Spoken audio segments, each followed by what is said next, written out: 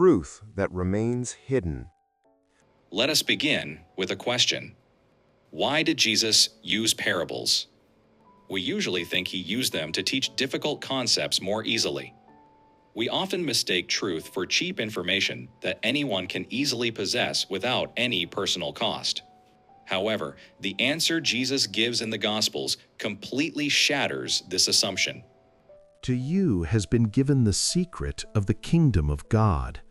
But for those outside, everything comes in parables, in order that they may indeed look, but not perceive, and may indeed listen, but not understand, so that they may not turn again and be forgiven.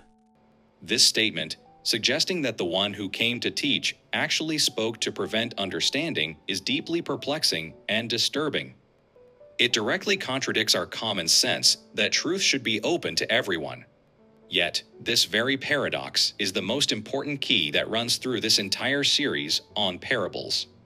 The purpose is not simply to convey information, but to test the soil of the heart of the listener and to awaken the depths of their existence. Today, we begin our deep exploration into the essence of parables with this troubling question in mind. Blindness. The Portuguese author José Saramago, who received the Nobel Prize in Literature in 1998, wrote a novel titled Blindness. The author asks a painful question: though we claim to live with our eyes open, are we not all in fact visually impaired regarding the truth? When we lose the ability to see the humanity in others, we effectively enter a state of spiritual darkness. This darkness does not just cloud our eyes, it slowly erodes the very foundations of our compassion and empathy. We become prisoners of a world where only our own needs and survival seem to matter. The story begins one day when a man suddenly loses his sight while driving. Even though the light has turned green, the car does not move. People honk their horns and bang on the windows fiercely. Then, in a panic, the man shouts that he cannot see. After that day, a terrifying epidemic of blindness spreads for no apparent reason.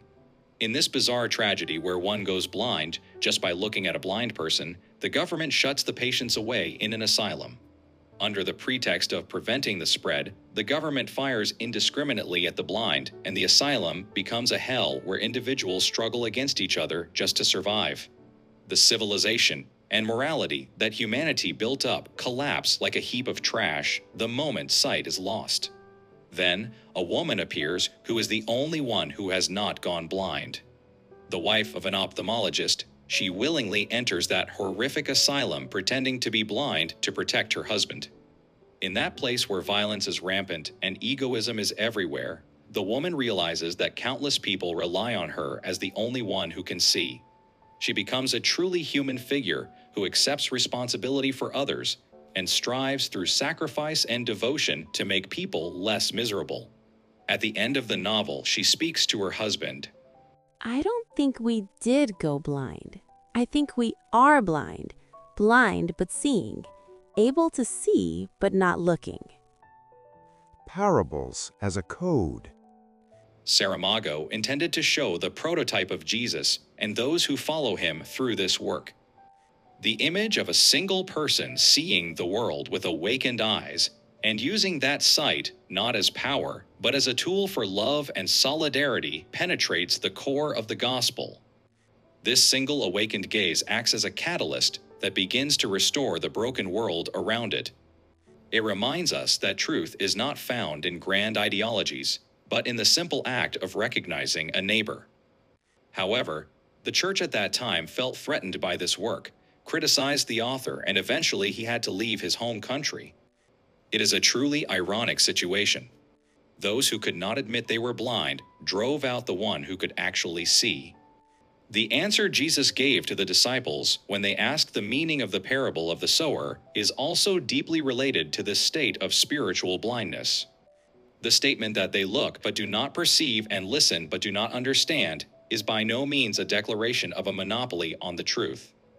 Regarding this difficult passage, Professor Robert Stein of the Southern Baptist Theological Seminary interprets that Jesus used parables as a kind of security device to avoid being trapped by the religious leaders who attacked him. Herman Ritterboss also explains parables as a selective device to distinguish between those who earnestly long for the truth and those who reject it with a hardened heart. On the other hand, Rowan Williams presents a completely different and profound perspective. He says Jesus did not intentionally speak in a convoluted way to be difficult, but rather that people have already lost the ability to look into the real meaning because they view the world through a fixed lens of self-assurance and greed. The ones in a truly dire situation are those who do not even know their own eyes are closed. Jesus explained the reality of the kingdom of God with all his might, but people were trapped in the glasses of their own religious ambition and worldly greed, misunderstanding the brilliant light as darkness. Change that must occur at the center of existence. The Jews of that time projected the kingdom of God through the lens of their own desires. What they wanted was a powerful political liberation and military victory that would throw off the oppression of Rome and recreate the glory of the Davidic era.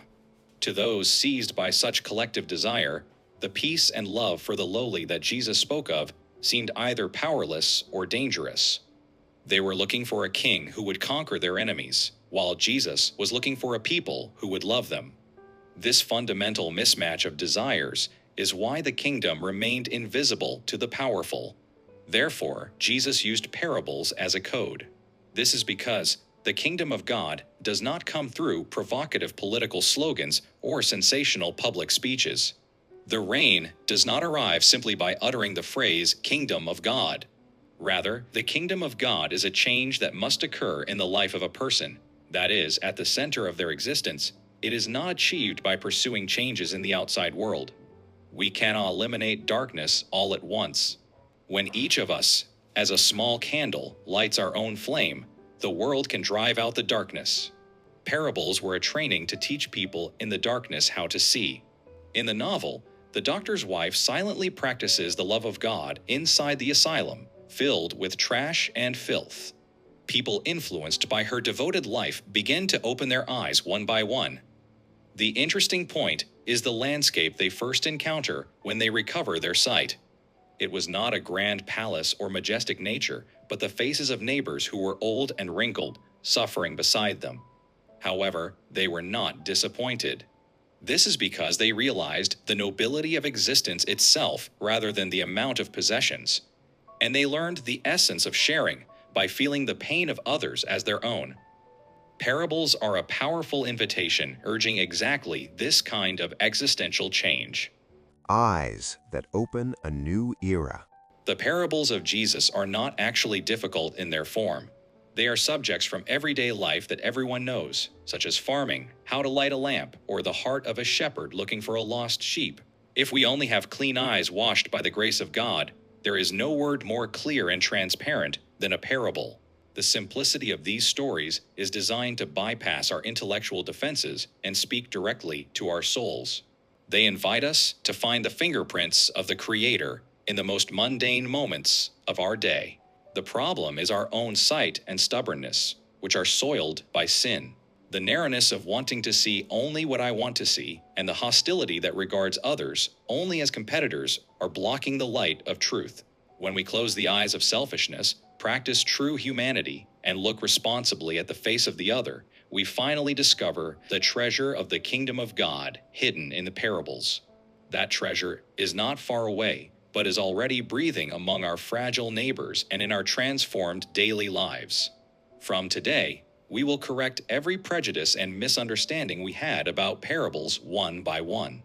This process is not simply an intellectual game of accumulating theological knowledge. It is a rigorous training to learn the concrete way of living as citizens of the kingdom of God on this earth where we stand. I hope that the parables of the Lord will break our hardened hearts and become clear eyes that open a new era. In the next session, we will look together at the real meaning of the parable of the sower, which announces the beginning of the kingdom of God. You can look forward to seeing how much of a vast and subversive message is contained in those words, which we often dismissed only as a moral lesson about having a good heart. Logos Global Academy currently streams in 11 languages and is expanding to over 20 languages to reach every corner of the globe. Please subscribe and become a member to empower this massive global mission. Thank you so much.